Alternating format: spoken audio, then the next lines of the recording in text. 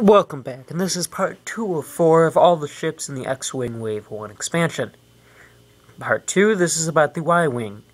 It can hold 2 proton torpedoes, and it's a big, lumbering hulk of beast, as kind of shown by the chart, which is again on the back of the packaging. It can't even do a 4-speed turn without giving its pilot stress, and its only green maneuvers are listing straight. So, just don't expect this thing to go up against TIE fighters, but that's not really what it's made for, as I'll show in the stuff here. Okay. I figured because you guys hadn't seen this, this is what it looks like on the stand. It's really nice production quality, as you would expect. And it's got this little white bulb, which I guess is to show that it's not really a specific astromech, but at first I thought it was a turret, to be honest. Still may be. Correct me in the comments if I'm wrong. And there's the underside, and it looks pretty good flying. Yeah. Okay, so I'm gonna go over the pilot cards first, as normal. The initiatives are gonna be in 2, 4, 6, and 8. So, here's the first pilot card. It's the 2 initiative. It's got no ability. It's just the basic Y-Wing. It costs 18. You can have the focus target lock. And it reinforces the fact that it's a beast. It's got 2 attack, which is the same as the TIE Fighter. The horrible, horrible one of a Jade. Did I just say a Jade? Agility. Horrible 1 agility, which means it's not going to roll evades. 5 hull, which this thing can take a beating. It's about as much as the X-Wing combined, and then has 3 shields. So it's probably going to have some critical hits on it before it dies. So that one card, card in the X-Wing pack that has, it can flip the stuff face down. That's probably going to help with negating the critical hits. It's got the 4 things at the bottom. It's got an astromech, 2 torpedoes, which is up from the X-Wing's 1, and it looks like a little lever on a hill, but that is a turret. And right now there's only 1 turret, but there may be more because the Millennium Falcon and Slave 1 are going to have turrets on them, definitely. So, who knows, the Y-Wing may see more use in Wave 2.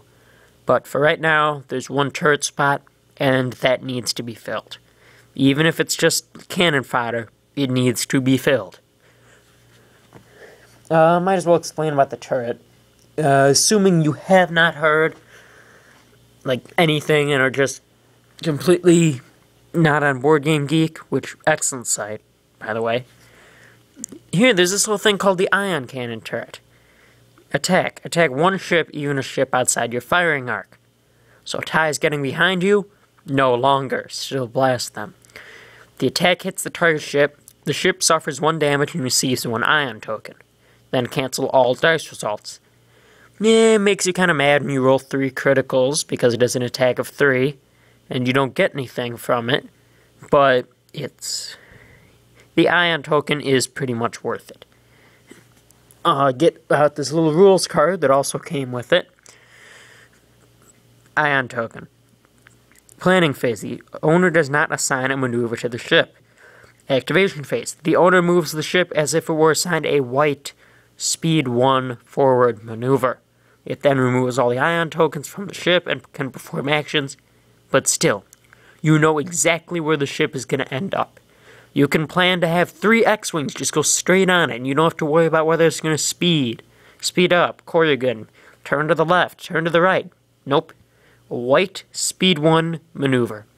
And if it just did a Corrigan, it can't even perform, did a Corrigan, then you ion token it can't even use the 1 maneuver to get rid of a stress token. So, yeah, this is ion token, almost a must include if you're running a Y-Wing.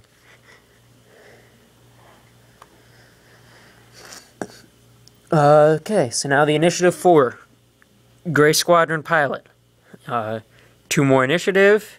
It's the exact same as the Gold Squadron pilot, that's initiative 2, but it costs 2 more because of the 2 initiative. It went up from 18 on the other one to 20 on this one. So you could hypothetically run 5 Y-Wings, but I don't think it would do you very good because of the horrendous attack and defense. This would be really good for that R2K6 astromech, I believe, that gives you an extra defense die, because that would just totally increase your defense by 100%. And then now we start getting into the named pilots. This costs 23, has 6 influence, or has the 6, the 6 initiative. So the ability is pretty good, just from that. After acquiring a target lock, choose another friendly ship at range 1-2. The chosen ship may immediately acquire a target lock. I assume it's probably on the same ship, but they couldn't print that because of space. But I will check, and if anything's wrong, I will post just one of those blurbs on the video. So anyways, it's pretty much just like a free target lock action, which is almost the same as the free focus, except because this is as an action, you can give it to the pilots that are higher up than you, and you can plan for that. So I do kind of like this better than, what's his name? I'll get him out now. Garvandre. Also better than A6, because this you have to spend it. You have to spend the focus token in order to give it to someone else. But for Dutch, which I keep wanting to call him Hutch for some reason, you can just give the target lock to someone else. You don't even have to spend it, use it, and hold on to it till the end of the game and you get blown up, etc., etc. But this is just another way to increase other friendly ships' firepower. And now, got Horton Salm. He's the elite pilot for the Y-Wings. He can't have any of the elite pilot talents. So no marksmanship, no determination, anything like that. But he's still got 4 things he can equip. So he's initiative 8. He's 25 points. So it keeps with a pattern of going up by 2 or 3 for the initiative. When attacking at range 2 and 3, you may re-roll any of your blank results. Now granted, range 3, you're not probably going to be hitting them anyways, but this is a free target lock. This is as good as a target lock, because that's normally what you would do. You would re-roll the results, and because you have a focus, because this doesn't take an action to re-roll your blank results, you can grab a focus and also have the eye results turn into that. Now use the 2 proton torpedoes that came with this expansion, and now you've got 4 dice at range 3 with a focus that you can re-roll. That's just out of this world, and you can do it twice. So if there were ever a time to put proton torpedoes on something, it would be this guy. Proton torpedoes, the ion cannon, of course, but this is going to be in one of those elite 3-ship rebel builds, because the guys have got to stand by themselves. And if you have 4 ships, which I actually don't, I know, it's such a shame. The Dutch Vander and Garvandre, who I just showed, would be better, because then you can acquire a target lock, and the actions are going to be more efficient, which you need with more ships. And Horton Salm, he's definitely going to try to be taken out early, because he's just got like all this stuff on him. If you're going to run Horton Salm, you need to load him up with himself, which is 25 points, 2 proton torpedoes, which are 8, and bring you up to 33 points. Ion cannon turret, which is 5. I guess I'm just going over all the stuff. So that brings you up to 38 points now. And an astromech, which will probably help. I'm just trying to think of the best astromech right now for him.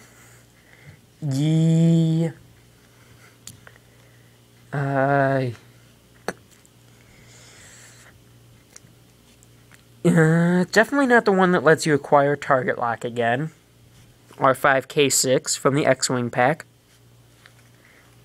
I would certainly have to go with I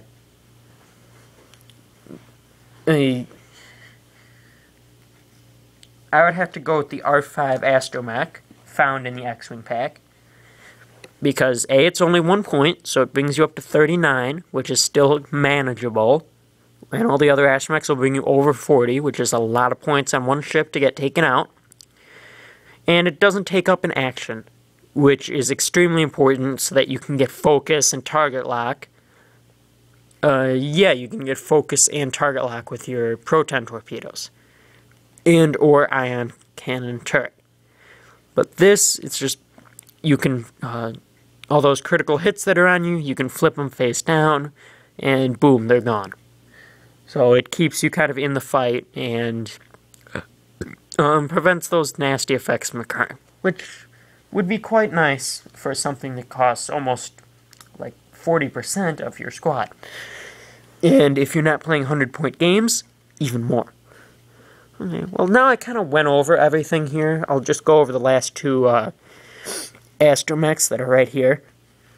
Okay. Both of these, I can definitely see why they came in the Y-Wing pack and the X-Wing, so they'd be good on some of the lesser pilots. R5D8 costs 3, action roll 1 defense die. On an I result or an evade result, discard one of your face-down damage cards. Face-down damage. Discard a face-down damage card. Sorry for hugging my throat. And this is almost kind of like an R2-D2 that's not really... it's a random R2-D2. It's better in the fact that you... well, actually, I don't know how it is better. Oh, yeah, it is. It's better because you don't need to use a green maneuver in order to do it. But it's worse in the fact that you need an action. So, if you could pull off 2 green maneuvers in the time it took you to, like, do this, that would be better, because you only get the discard a face-down damage card half the time. So, yeah, this is okay. I can see why it's 3 points instead of 4, and it seems balanced at 3, but if you're going to run it, you might as well run R2-D2, and the only reason you would run this little Astromech is just because you already used R2-D2. And now something that makes the Y-Wings an actual flyable ship. R5 Astromech. You may treat all 1 and 2 speed maneuvers as green maneuvers. Simple enough.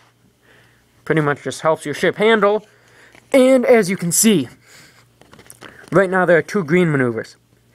There are 8 1 and 2 speed maneuvers. This gives the possible options after a Korrigan turn, or even just a 4 straight. It goes from 2, and your opponent knows you're going forward, to 8, and they don't even know which direction you can go.